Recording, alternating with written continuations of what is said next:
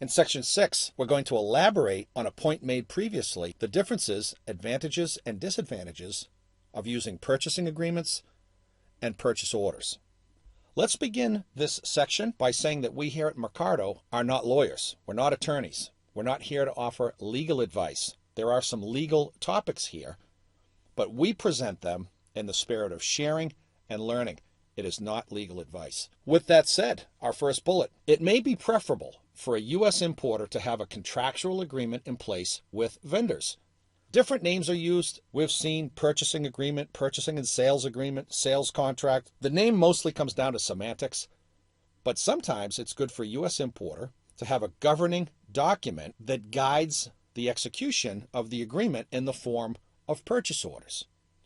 However, second bullet, it is not legally required for an importer to have a contract in place with suppliers. This is really, really important. It's good to have a governing document. You don't need it. Why? Because a purchase order can serve as the contractual agreement between a supplier and U.S. importer. Surely you can have both. It makes sense. If you have a purchasing agreement, that's wonderful, but you still have to place purchase orders on the vendor. They are not mutually exclusive. What we're saying is that while it's a good idea to have a purchasing agreement in place to govern the execution of purchase orders, an importer doesn't need to do that because the purchase order itself is recognized as a contractual agreement between a supplier and an importer. Lots and lots of U.S. importers don't have hardcore, lengthy agreements in place and just use purchase orders. We're not here to say one is better than the other. We're just pointing out advantages and disadvantages. If a purchasing agreement is in place, POs become a reflection of the terms of the agreement. Makes perfect sense. When a purchase order serves as the legal agreement, the terms should be agreed to long before the PO is issued by the U.S. importer. A negotiation process has to take place. The importer gets a quote from an overseas vendor. They like what they see, but go back and forth, negotiate different terms, price and quantities and such. They reach an agreement. If that agreement isn't in place, what is the PO supposed to look like? One has to come before the other. The agreement on terms comes before the PO is issued. Doesn't have to be in a contractual form. Could be a quote, you go back and forth, and then agree. There are advantages and disadvantages to using a purchasing agreement versus a purchase order as the contractual document. That's why we're here, to talk about those differences. As a note, in addition to this training module, Mercado also offers a 55-minute complimentary training module on international sales contracts and purchase agreements. Way detailed approach. Complimentary for free on the website. Let's jump into purchasing agreements, those bigger, more comprehensive contracts that govern activities between buyers and sellers. We'll talk advantages, and then we'll talk disadvantages. As you'll note in green in our title, we're going to start off with the good stuff, the advantages to using purchasing agreements, contracts, to govern the relationship between an overseas seller and a U.S. buyer. Purchasing agreements, also known as purchase and sales agreements or sales contracts, serve as a single version of the truth. One of the bigger overall challenges of supply chain is keeping things in order. From a documentation perspective, from a record-keeping perspective, we need a single version of the truth with regards to the details of the rights and responsibilities of the vendor and the U.S. importer that can be captured in a purchasing agreement. The other advantage of using formal contracts are that they are comprehensive and can capture multiple clauses, a clause being an expression of a specific right or responsibility. First sub-bullet, these bigger contracts clearly identify the rights and responsibilities of both parties. You'll see the word parties with the P capitalized. That just refers to the buyer and the seller. The seller being the vendor overseas in our examples, and the buyer being the U.S. importer. We as the importer, we're one of the parties. Another advantage is that we can state the length of the agreement. How long is this contract in place for? Maybe we'll need to renegotiate prices in a year. So we state that the terms of the contract are good for a year. It's always good, even though a PO can serve as a legal agreement, to have a bigger contract, a more comprehensive contract signed by both the seller and the buyer. Authorized parties, people from each organization that are authorized to enter into a contractual agreement. These are good things to capture as well. Other comprehensive elements that can be captured in a formal contract: That contract is going to show product description or descriptions because it's likely a contract will cover more than one item. Other addendums, details on a bill of material. What type of materials must be used in the products that are being made for us as a U.S. importer by the vendor, and the quality requirements to go along with it. Those types of things are a little hard to squeeze into a purchase order. That's an advantage of a formal agreement. Also, depending on the nature of the products we import, our contractual agreements can list any product testing requirements that have to be conducted, who they are to be conducted with, what the nature of those tests are, lead content, flammability, choke hazard, all the things we've talked about. Can't get that onto a purchase order either. We can list penalties for non-performance by the parties. That's a kind of a fancy term. Non-performance is just in a situation where one or both of the parties didn't do what they committed to do. And is there a penalty, financial or otherwise, associated with that non-performance? Financial penalties, and we'll talk about this in a little while, are sometimes expressed as chargebacks, financial penalties on a vendor levied by the U.S. importer for non-compliance. We'll get to that in a little while. And also, these formal contracts, last sub-bullet, they provide for dispute resolution. There's no such thing as a happy divorce. Let's all recognize that. But if things go off the rails with a vendor, it's good to have a contractual format for which any disputes can be resolved. Arbitration, court of law. If it is a court of law, is it a court in Vietnam or a court in the United States? None of that is going to show up on a purchase order. That's why it's a good idea, sometimes, to have formal, bigger contracts in place so they can capture all of these considerations. Let's stop for a second, because we mentioned it briefly, and talk about a supply chain perspective entitled The Meaning and Use of Chargebacks. Basically, a chargeback is a monetary penalty levied against a vendor by an importer for non-compliance with the terms of a purchasing agreement or purchase order. Most common in the retail industry, wearing apparel, footwear, home improvement, consumer electronics, etc., a chargeback is intended to motivate suppliers to live up to contractual obligations regarding the quality, quantities, and timing of shipments.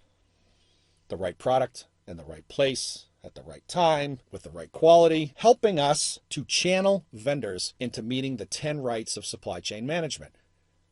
It's a charge back to the vendor for not doing those things. Depending on the agreement between a vendor and the U.S. importer, a chargeback can be a fixed amount per infraction or a percentage deduction from a supplier's invoice. For example, a vendor may agree to a $25 chargeback for every day that commercial documents are not tendered to the origin freight forwarder. We already said the forwarder at origin can't do much without the commercial docs. An absence of commercial docs slows down the movement of goods. A chargeback will hopefully motivate a vendor to get their act together when it relates to the preparation and presentation of timely commercial docs. Another example may be a 0.5% discount off of the invoice value for every day a shipment goes beyond an agreement's last ship date. It's a late fee at the end of the day. Goods were supposed to ship on September 15th. They actually shipped on September 18th. It's a 0.5 point off the vendor's commercial invoice for every day that it's late. This is not unusual at all, depending on the industry. Last paragraph. If chargebacks are going to be part of an agreement between a supplier and a U.S. buyer, the details of the chargebacks should be included as part of a signed purchase agreement. That way, the U.S. importer can monitor inbound shipments and apply chargebacks with the proper support. The support being the agreement itself. We'll see more on chargebacks, especially when we get into real-world examples throughout the balance of this training program. Let's talk about purchasing agreements, but from the disadvantage side of things. First, the terms of an agreement are fixed in time and may not be flexible to changing market conditions, especially as it relates to price. If an agreement is good for a year or longer, might a vendor's raw materials costs change, go up probably, and need to be reflected in the price charged to the U.S. importer? The likely answer to that is yes. Long-term contracts don't recognize what we see in our second bullet, volatility of a vendor's raw materials costs that impact the sales price to the U.S. importer. That's an important consideration. Second bullet, The detailed terms of a purchasing agreement may be omitted from or not be reflected in the fields found on subsequent POs. This is pretty critical because we might have an agreement, but the actual purchase order, the electronic fields that must be completed on a PO, don't reflect all of the terms of the purchase agreement. They could be left out. They could be wrong. There are multiple things that can go wrong when preparing purchase orders that need to be a reflection of the original agreement. Sometimes, believe it or not, purchasing people have never even had access to the original agreement and they don't even know what the terms are. As crazy as it sounds, that happens more often than not out in the real world. What can happen when that situation is present? Well, the first one of our favorite subjects, inconsistent Incoterms rule. It could say in a purchasing agreement that the Incoterms rule is DDP importer site in Seattle, Washington, and for whatever reason, when the importer is placing purchase orders, it shows free carrier, origin port. The implications of that from a risk management perspective and who pays for what in shipping perspective are considerable. Another, incorrect product descriptions. Remember, we have product descriptions in an item master file. Those same descriptions, technically, should find their way into a purchasing agreement, which in turn should find their way onto POs. Doesn't always happen that way, creating other issues further downstream when the purchase order serves as the pivot document that drives commercial invoices, packing lists, customs entries, etc. Another famous one, or infamous depending on how you look at it, are that quantities don't align with price discounts, or minimum order quantities for that matter. But as far as quantity discounts go, it is very easy to have purchase orders that don't reflect price discounts. A certain price for a purchase at 5,000 units, a certain price at 10,000 units. And purchase orders are completely misaligned with what those quantity discounts are, and we sometimes end up buying in quantities that cost us more, not less. The theme here is the transition from the information on a purchase agreement to what goes on in the actual PO. Let's wrap up this section by talking about purchase orders and their advantages and disadvantages, reiterating that we're not here to offer any legal advice, and we're not here to say that one's better than the other. We're broadening people's frame of reference so they can make informed decisions about what is best for their import model. Advantages of purchase orders. They're more timely and a reflection of actual market conditions. Market-based changes in price, up or down, as we spoke of previously. Purchase orders can be placed by a U.S. importer based on a recent quote from a vendor. A U.S. importer doesn't need a year-long negotiation of a contract. Sometimes they might, but sometimes they don't. As we said, a U.S. importer can receive a quote from an overseas vendor, negotiate back and forth, and accept that quote in the form of a PO. It's just quicker. Third bullet, POs are easier to quantify in terms of the requirements. We don't want to leave things off. We saw the ramifications of that when we spoke of the advantages of purchase agreements. But from a down and dirty operational perspective, POs are easier to quantify in terms of the actual requirements. Stuff like last cancellation dates are clear. It says right on the PO when the last cancellation date is. Or last ship dates are also easier to calculate. This deals with quantities and timing. Quantities and timing. POs, by their very definition, are much more sensitive to actual quantities and timing of shipments. Last bullet here, POs can also capture details on new product introductions that might not be covered under an existing contract with a vendor, an NPI. If we do have an agreement, of course, we want to get those new products into the agreement, but in the meantime, a PO can capture the details and get the ball moving quickly. Disadvantages of POs, and there are a couple to think of. In order to be valid as a binding document, the PO must be formally accepted by a vendor. We send out a PO as a U.S. importer. Don't assume that anything's going to be happening. It has to be accepted. More on that in just a bit. We already said this, second bullet, POs can lack the detail necessary to cover all rights and responsibilities between the parties. There isn't a PO big enough with fields numerous enough to cover what can be covered in a comprehensive purchasing agreement. It's just that simple.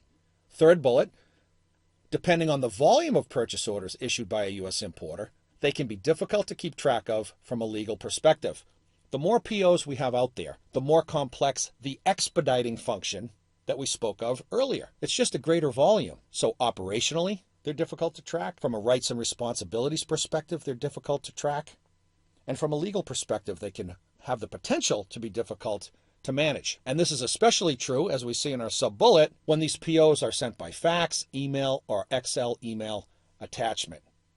That one version of the truth becomes really, really hard to manage. And believe it or not, there are plenty of companies out there that understandably still use fax, email, and Excel attachments. Is there a better way to do that? Sure, but this is the current reality. Trade tip, wrapping up this section. We said it already, let's be emphatic. Just because a U.S. importer places a PO on a vendor doesn't mean it's been accepted and acted upon.